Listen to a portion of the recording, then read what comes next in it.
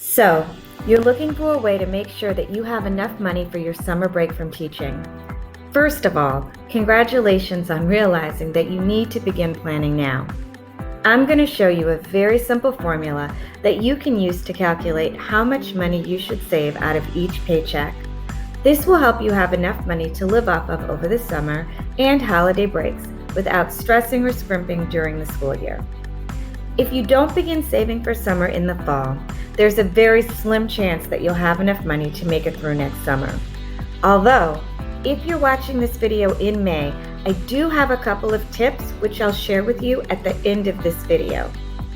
Another reason to begin saving in the fall is that there are days in the fall and winter, think Thanksgiving and Christmas vacation, that include unpaid days off. So if you don't begin saving money in the fall, you'll face smaller paychecks throughout the school year that you won't have savings for to pull from. Unfortunately, it's very easy to put saving for the summer break off. If you're like a lot of teachers, in the spring you follow one of two choices. A, get a summer job like teaching summer school or working at a store. Or B, waiting until the spring to begin saving and then trying to put half of your paychecks aside to save enough money. The problem with the summer job, however, is that you've already done a full year's worth of work. Despite what others may think, teaching is hard. We give our all August through June. We're also expected to be available over the summer for professional development and meetings and to begin setting up our room for the coming school year. This can make working over the summer tough. If you wait until the spring to begin saving, you're already in panic mode. It's very unlikely that you'll be able to curb your spending enough to set aside the amount of money you'll actually need to live off of over the summer. I know about these challenges all too well because I've been teaching since 2000. Believe me, I understand. When I first began teaching, my district offered a year-round payment option. It was wonderful. Unfortunately, it was eliminated about 10 years ago, and I was forced to figure out my own system of saving money. I was determined to continue enjoying my summers, so I sat down and figured out the simple formula I'm about to share with you. I've followed it for the last 10 years, and not only do I have enough money to live off of, but I even have enough left over for possible furlough days, which unfortunately my district has given us recently. So let's get to it. Here's the formula. Step 1, figure out the number of paychecks you receive each school year. There are 52 weeks in a year.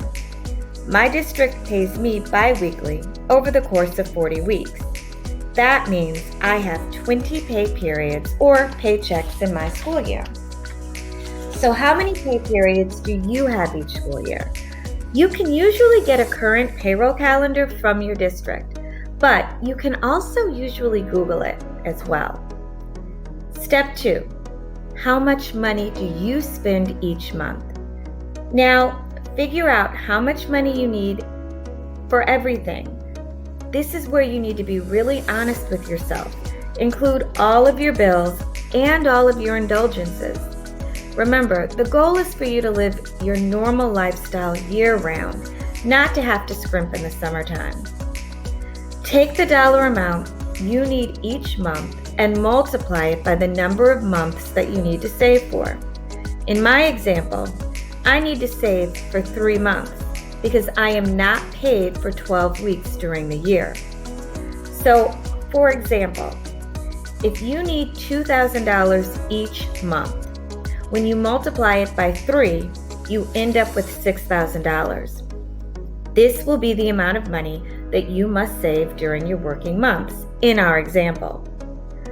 Finally, take the amount of money you need, in our example, $6,000, and divide it by your total number of pay periods.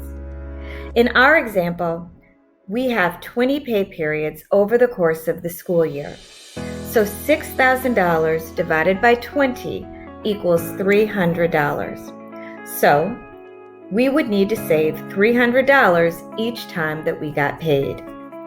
Step 3, automate your savings. Once you have your figure, I suggest setting up a separate summer pay savings account.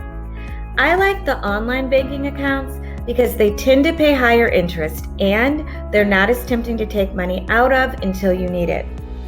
I automate the withdrawal each pay period and pretend like the money is not there. Remember, in order for your savings plan to work, it cannot be optional.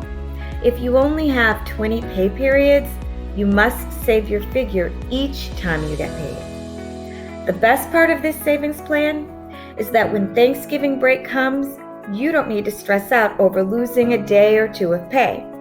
And you don't have to shortchange yourself.